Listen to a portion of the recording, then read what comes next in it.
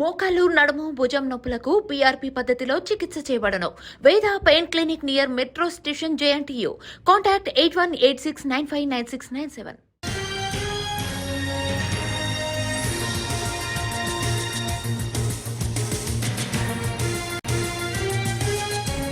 ఎరువులపై కేంద్రం మీద ఒత్తిడి తీసుకురావాలని తెలంగాణ ప్రభుత్వం నిర్ణయించింది. ఖరీఫ్ సీజన్కు అవసరమైన యూరియా, ఇతర ఎరువుల కేటాయింపులపై ఎప్పటికప్పుడు కేంద్రానికి లేఖలు రాయాలని ముఖ్యమంత్రి రేవంత్ రెడ్డి అధికారులకు సూచించారు.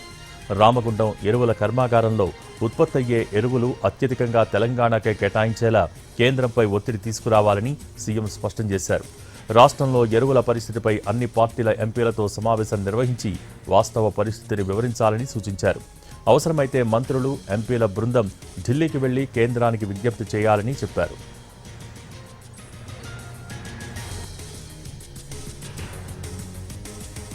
వ్యవసాయ శాఖపై సీఎం రేవంత్ రెడ్డి మంత్రులు, అధికారులతో కలిసి రివ్యూ చేశారు. బోనస్ ఇచ్చే 7 రకాల సన్నవడ్ల విత్తనాలను అందుబాటులో ఉంచాలని అధికారులకు సీఎం ఆదేశించారు. రైతు వేదికలో విత్తనాలు అందుబాటులో ఉంచాలన్నారు.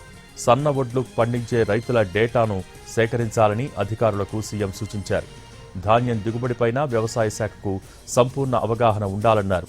సీడ్స్ నుంచి కొనుగోలు వరకు వ్యవసాయ శాఖ, సివిల్ సప్లైస్, అగ్రికల్చర్ యూనివర్సిటీ సమన్వయంతో పనిచేయాలన్నారు ముఖ్యమంత్రి.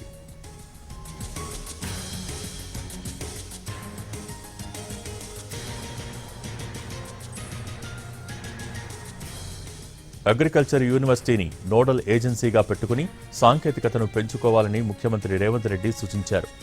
ఏఐని వినియోగించుకోవాలన్నారు.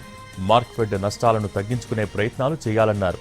అన్ని ఫెర్టిలైజర్కి యాప్ పెట్టాలని, యాప్ ద్వారా బుక్ చేసుకునే యూరియాను రైతు వేదిక ద్వారా పంపిణీ చేయాలన్నారు. జిల్లా అదనపు కలెక్టర్కు యూరియా పంపిణీ బాధ్యతను అప్పగించాలని సీఎం రేవంత్ రెడ్డి ఆదేశించారు. రామగుండం ఎరువుల కర్మాగారంలో ఉత్పత్తైన ఎరువులు మొత్తం తెలంగాణకే ఇవ్వాలని కేంద్రంపైన ఒత్తిడి తీసుకురావాలన్నారు ముఖ్యమంత్రి.